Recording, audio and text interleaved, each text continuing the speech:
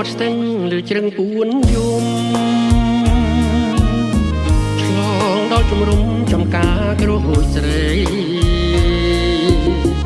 ម្លេះរួតប្រឹងរីកទទួលកាវេផ្លែកតែរូបស្រីមិនឃើញធាំងត្រាអូនđãបែកក្រូចបងរួចមើលមុំចំការស្រីធំជាច្រើនហិតតាសាវម៉ាវប្រឹងផ្លែសង្កែចេញផ្កាដូចណាត់ចិនដាវជុំកាវៃតើវត្តមឹមក្រហមតាំងខ្ញុំកាពីរូបមុំក្រពុំពេញវ័យអូនចុះទឹកលើស្ពាហៀនបងថ្មីបងភ្លឹងស្មារតីប្រស្រីល្អណាស់រឿងបាត់ដំបងចង់ចិត្តខ្ញុំហើយស្ទឹងសងកាយអើយកុំហូរបញ្ច្រាំង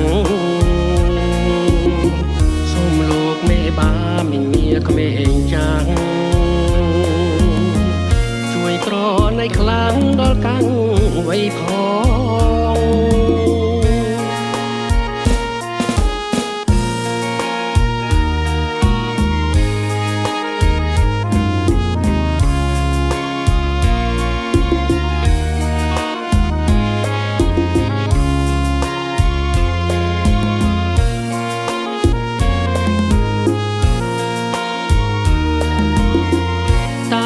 វត្តមឹមក្រហម